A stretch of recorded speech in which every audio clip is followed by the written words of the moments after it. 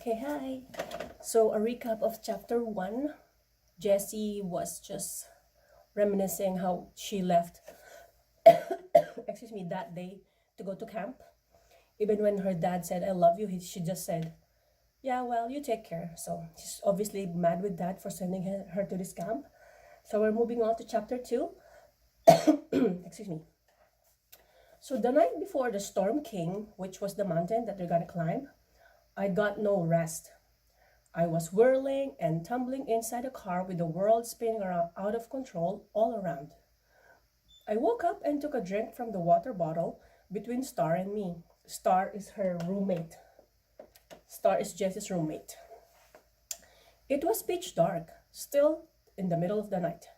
When I got back to sleep, I was climbing a mountain with Troy and some people who weren't even in our group. I kept saying that we should turn back. We were late for something, but Troy wouldn't.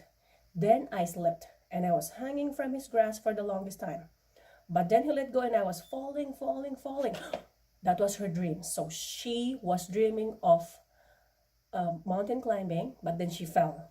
Could that be a sign? I don't think that's a good sign if you're gonna go climbing the next day, right?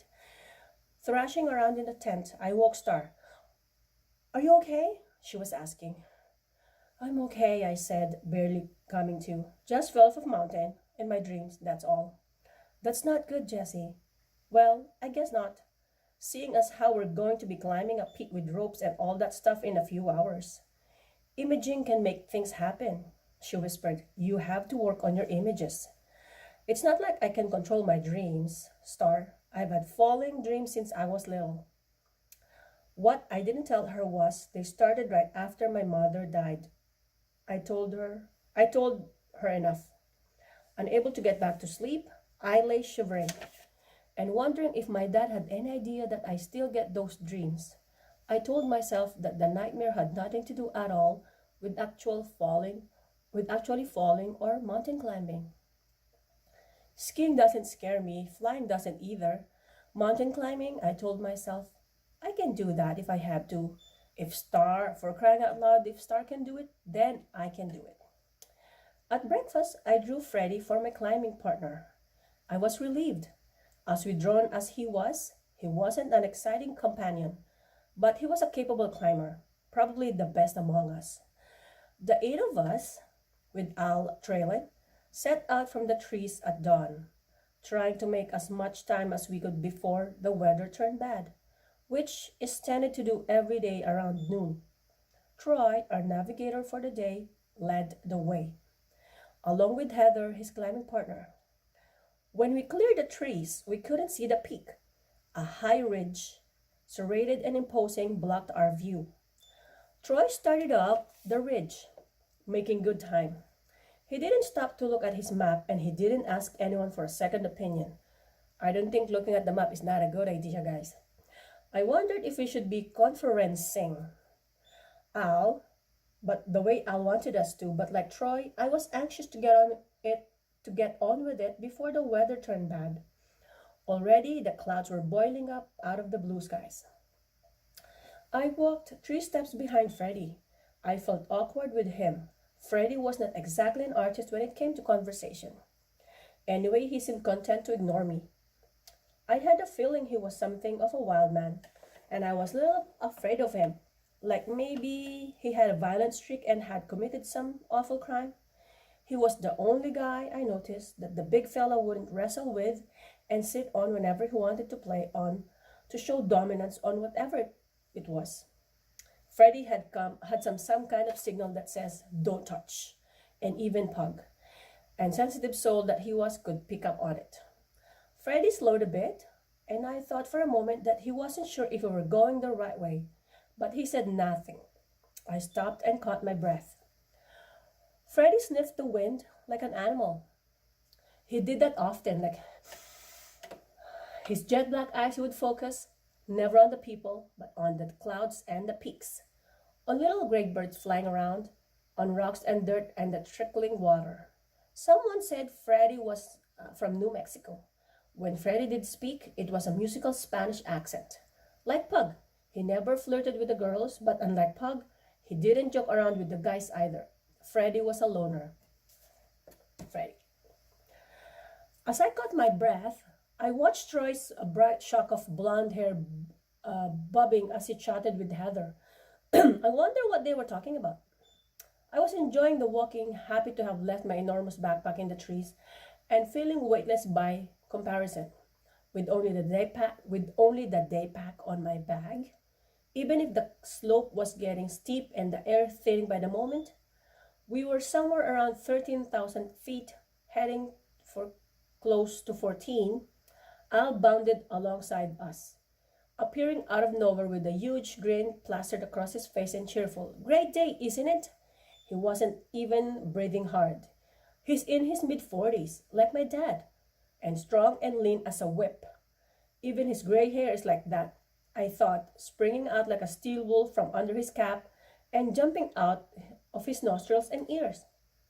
There were moments when you almost wondered if you liked him, but those were the rare moments he wasn't killing you, and they passed quickly. Say, look at this, Al said. He swooped out to pick up a bit of a bone, something I could never have had energy to notice while climbing at 13,000 feet. Power object, he proclaimed. Freddy, looking vaguely interested, showed up as Al held it out for us to look at. Birdbone, hello, what do you think, Jessie? You're a Colorado girl from Boulder and all. I'm too winded to even speak, I managed. How am I going to think, Freddy? My climbing partner shrugged. Maybe a bit of Mr. Raven's wing, shooed by Mr. Coyote? Al theorized. He kept looking at Freddy as if Freddy should really know. Then he took the leather pouch that hung around his neck, opened it, and dropped the bone fragment in among the rest of all his power objects. Whatever they may be. I could never tell if Al was as weird as he sounded, but I guess that he was. He was grinning. I had my grown images of Vietnam War vets, maybe from seeing too many movies, but I knew I didn't trust him. I didn't buy his premise that taking out kids in the mountain and making them suffer will fix that all what ails them. And to live the way he did, year in and year out, he had to be a madman. I sure wasn't going to respect him for it, so I was always off balance with him. I looked around for Star and Adam, but they were well behind. Adam would have milked some comedy out of the power object. It wasn't time for fun. It was time for technical climbing. We'd run out of the walkable ground. Al dropped back to take up the rear of our true test and leave us to our own devices. As Freddy took his coil of rope from off of his shoulder, Troy waved us around him and Heather. The clouds were turning dark and the wind was suddenly blowing hard. I could see the uncertainty in Heather's body language even though she avoided my eyes. Words rarely failed her, but on this occasion she didn't say anything. Her partner mentioned toward the face of the looming peak and said, "You lead, Freddy. Find us a route." I watched Troy as he said it. It was a tough admission for him. He was such a natural leader and such an able person physically. It was a defeat, having led all the way us from camp to have follow now.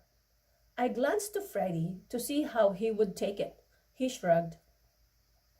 We broke out our nylon climbing harness and rigged them snug. Mine dug into my crotch a little. I hated it. I thought about how my father had never done any technical climbing in his life and yet had blithely shipped me off to hoods in the woods, knowing that climbing was a lot of what they did. Carefully, I secured the rope to my harness. Check my knot for me, would you, Freddy? He looked at me all over. Okay, he grunted. Frightened, I adjusted my helmet with a strap under my chin and looked to Troy for reassurance. My fear had boiled out of nowhere like the clouds, and I could taste it. Troy's eyes scared away for once. He bent over and busied himself getting his rain gear and his helmet out of his day pack. Oh well, I thought, here goes nothing. I can't believe that was my attitude, given my fear and my nightmares, but I'd always like to push myself. Driving too fast, that goes without saying. Wanting to hang out with older guys, I'd wear all white, I'd wear all black, I'd wear my hair long, cut it off short, put a purple streak in it just for fun. I wasn't afraid of what people would think, My dad liked to say it was natural stage that he had gone through too. Young people tend to see everything in extremes, not only in our society and not just in modern times. They always did. Anthropologists talk like that. He's studied cultures all over the world, but mostly in books. He hasn't done any field work in his beloved Amazon since my mother died. You think in extremes, Jesse, he'll like to tell me. Everything's either wonderful or it's blown. Freddie led the way, climbing easily if not gracefully, pausing here and there to hammer pitons into the rocks. His stocky body seemed to hug the earth naturally. I'm Freddie's height, but I'm hollow boned like Owl's raven and naturally defiant of gravity. I have a long distance runner's stride. I've always been able to leap and jump, and I've always liked skiing because it set me free, left me attached only marginally to the ground. Now, as we started across the face of this peak, the depths were pulling powerfully at me from below, and I felt my strength turning to weaknesses. Don't look down, Freddie. Sorry, don't look down, Jessie, Freddie cautioned me. His warning came too late. She was already looking down. I think she's already scared. That's exactly what I had just done. Glance at the drop. It had to be 1,000 feet. It seemed that the sharp boulders jutting at crazy angles at the bottom of Storm Peak's north face, and they seemed to be rushing up to me. Jessie, don't look down. Too late. My stomach was in free fall already. I was so dizzy I thought I might black out. Suddenly, lightning broke from the blue-black sky and thunder exploded almost instantaneously, with all the force of a sonic boom. I was aware of gasps and swearing from the rest of them. I knew I hadn't been hit by the lightning, but all the same, the sheer terror at the moment chased the strength from every fiber in me, and I was paralyzed. I glanced up. There was Freddie with his shaggy black hair blowing in the wind, his face all lit up with a feral sort of joy, born of the wild moment. Whoever he was, my life was now tied to his, and our eyes were locked together. He said, "You can do it, Jessie. Move your right foot to that little spot over there, and your right hand to that finger hold." "I can't," I whimpered. From behind me and below, I heard Rita, the self-proclaimed thief of Brooklyn, holler and loudest stage whisper I'd heard in my life. "Jessie's got the sewing machine leg Al talked about." It was true.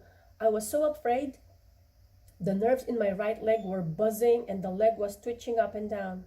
"Take a few deep breaths," encouraged Al. I glanced down and back toward the ridge and saw an impression of his face, wide-eyed under his helmet. "Look at that leg shake," I heard Pug yell from below. He obviously loved the spectacle of the jumping leg but had no idea it was connected to my feeling. "Pug!" Freddie called down. "Not keep your mouth shut." Pug yelled something back at Freddie. I could feel the spasm in my leg. I didn't need to look. What was worse, numbness was spreading through the rest of my body. Everyone called it except Freddie, her climbing partner. I looked back and below. The way I had come looking for Troy, he was the only one I could trust. I was hugely relieved to see him appear behind Pug and say, "Troy, I'm in trouble, help me." "Let me catch my breath," Troy answered. I looked up at Freddie, saw him grinning. His teeth flashed whiter than white against his dark skin and jet black hair. Lightning snapped again, and the wind began to blow hard. "Whistle through your teeth and spit," Freddie said. "That's what my father always used to say."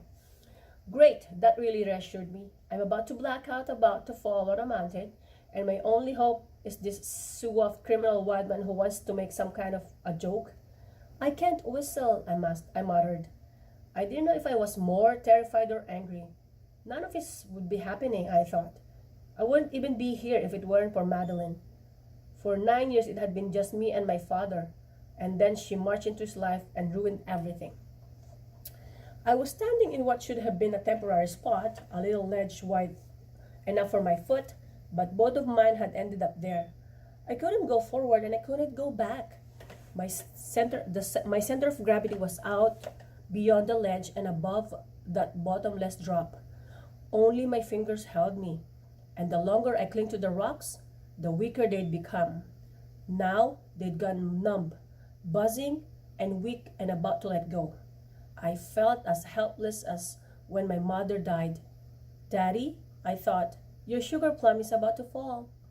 I looked for Al once more and found his startled face. His expression confirmed my conviction that I couldn't hold on any longer. Try, I pleaded. There was no response. Why wasn't he doing anything? Gotta make your move, Jesse, Freddie urged. The encouragement did a poor job of masking his alarm. I can't, I cried. I had no strength. It's a discovery program, I heard my father saying. Jesse, you need to find yourself. As the clouds dropped and boiled around us, I felt the eeriest sensation. My hair stood out from my head and all of my body tingled with electricity. A moment later, lightning struck again and thunder shook the mountain. The rain broke, and the storm centered hurled violent wind gusts and sheets of hail against the peak. Go for it, Jesse, ordered Al's voice, and I finally did. With no confidence at all, I made a lunge to the right with my hands and a leg and tried to grab hold of something, anything. For a moment, my fingers scraped and clawed, my feet dug for a hold, and then I was falling. Suddenly, I was caught up and spun and over end somehow, with my head down and my legs above me. My helmet hanged against the wall, and I was looking straight down its dizzying slick face. I got you, Freddie yelled. The climbing harness around my hips and between my legs dug in painfully. My life was in Freddie's hands. He was belaying me with a rope passed behind the small of his back, mustering whatever strength he could in his arms and shoulders, back and legs.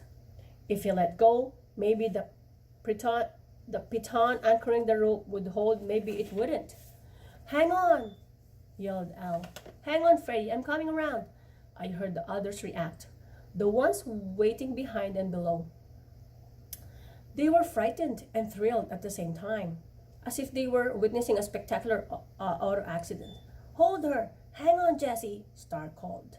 No way, Pug said. He's not going to make it in time. Don't say it, I heard Star plead. You'll make it happen. Something was keeping Al.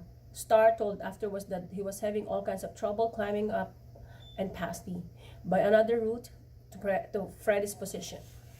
My hands reached out and fended my body off the cliff. Freddy, as I freed my face from the wall. Freddy, I got you, he hollered. I got you. His voice came out kind of strangled. I knew he was barely managing to hang on to me when I heard that. All the blood had rushed to my head. I was dangling there forever. It was taking too impossibly long. The way everyone was shouting, I knew Freddy must be losing his grip. Any moment now, he'd have to drop me. I was so bewildered. Was I going to die? Star told me afterwards Freddy was a sight to see. He's not that big, but he has wide shoulders and narrow hips, and all the muscles in his arms and neck were standing out like whipcord. She said she's never seen that kind of determination in her whole life. It did take forever, she said, but somehow Freddy held on, until finally Al scrambled down next to him.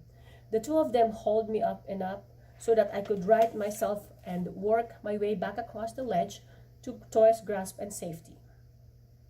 An hour later, the clouds opened and the sun shone on Storm King Peak. We were down below, having bailed out. No one, not even Al, brought up going for the peak after what had happened. So we'd failed what was supposed to have been the biggie bet of the first stage of Discovery Unlimited. The rest were having a raging fight as they were eating lunch by the sign at the base of the mountain, the one that says, Warning!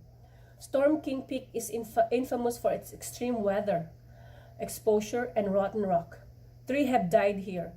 Think before you add your name to the list. So people were yelling out how it will happen and what we should have done.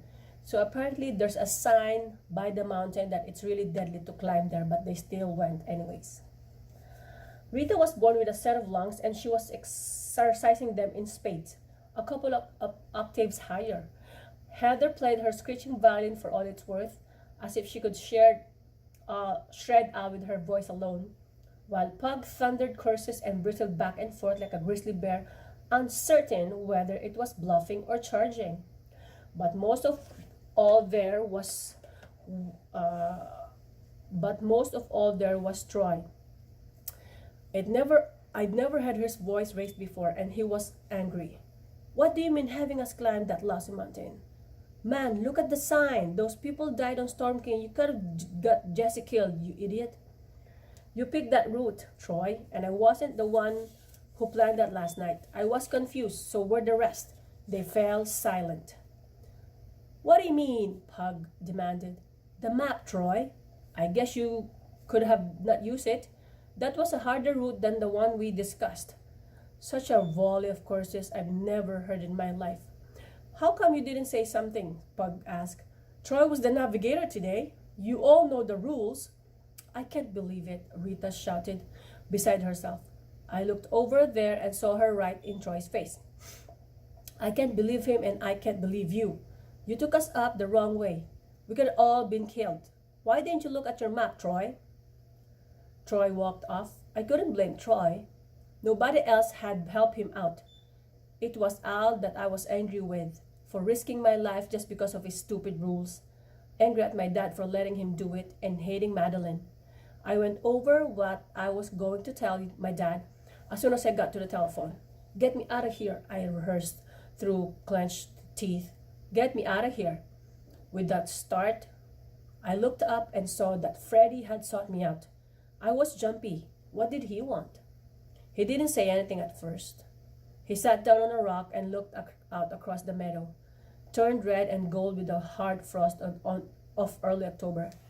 He was watching a pika, a little animal like a ball of fur, scurry from rock to rock with a bunch of grass in its mouth. We call them rock rabbits, he said finally. I didn't say anything. I wished he would leave me alone. Obviously, he thought he was entitled to hit on me because he'd saved my life. You know what he's doing with that grass? Freddie asked, in his musical accent. No, I don't know what he's doing with that grass, I said flatly. He looked at me like maybe he would leave. But he explained they don't hibernate. They run around all winter under the snow. They have to have something to eat, so they cut grass and dry it all summer and take it underground. They're hay farmers. I never heard that before, I said sarcastically. Now, if I say thank you, would you leave me alone? He was really embarrassed. He stood up quickly. I just wanted to. Oh, forget it.